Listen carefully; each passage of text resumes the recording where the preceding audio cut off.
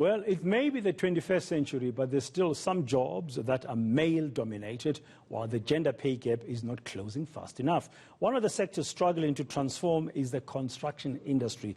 Let's discuss now what's being done to address this with Mokgema Mongane. He's the Chief Operating Officer of the Council for the Built Environment. Mokgema, good morning. Thank you very much for your time on today here.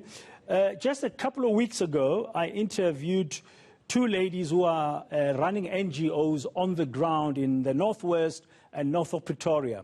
One of the points they made during these 16 days of activism for no violence against women and children is that if you include women in economic activity, especially in rural areas, then you empower them to be financially independent, and that goes some way or a long way to make sure that they are not victims of gender-based violence. Now, the construction sector, with all kinds of infrastructure programs in the country, should be leading the way in assisting women to be included. Thank you very much. Good morning to you and good morning to your viewers. Thank you very much for having me. I must say my voice is a bit under the weather today, but let's see how it goes.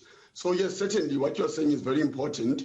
And I must start by saying that as the Council for the Built Environment, with the inclusion of women within the economy and within the built environment is very much pertinent to us.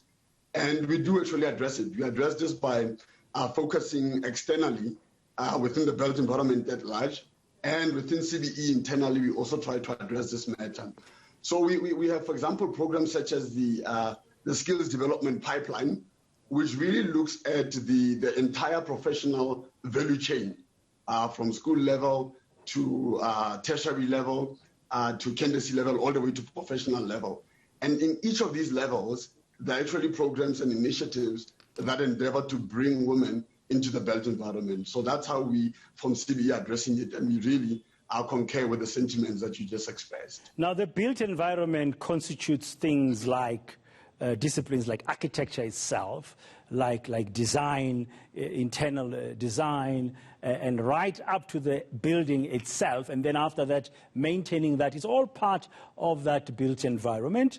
So at which levels are you seeing an increase in women participation from a built environment? Are you witnessing some movement forward?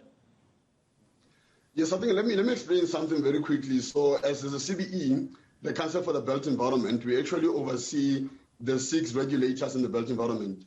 So that's the Council for Engineers, the Council for Project and Construction Managers, the Council for Architects, Landscape Architects, Property Valuers, and Quantity Surveyors. So those are the 6 that we oversee as the CBE.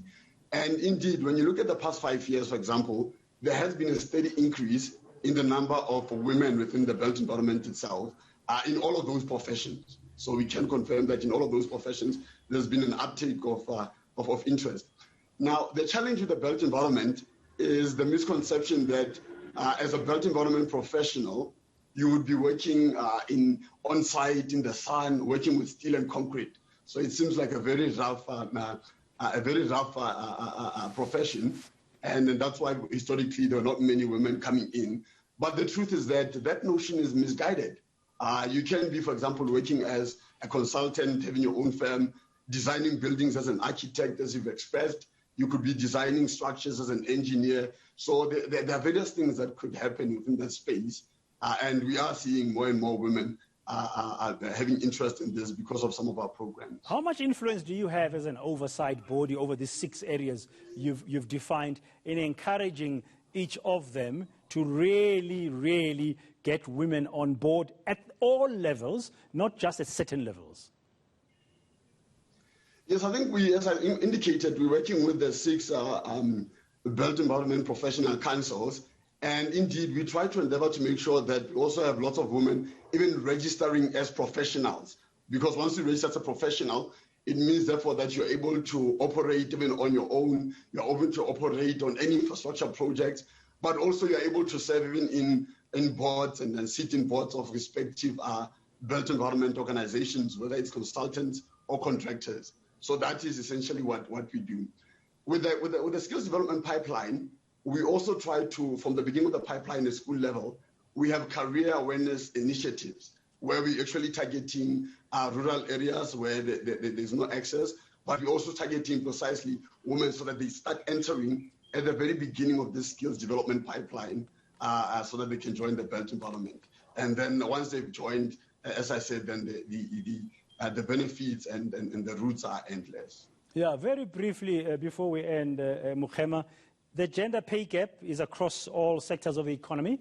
And from your knowledge as the Council for the Built Environment, are there moves in that environment to close that gap, to pay women for the work that they are doing, similar to men, the same?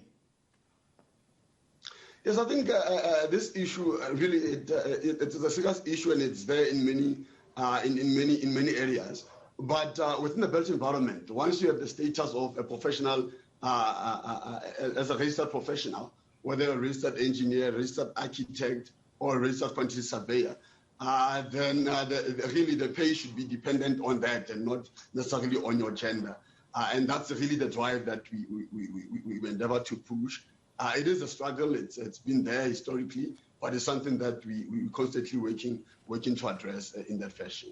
Mokgema Mongane, thank you very much for your time this morning. Of course, Chief Operating Officer for the Council for the Built Environment, also agreeing that there is a need, of course, to include more and more women fully in that value chain of the built environment.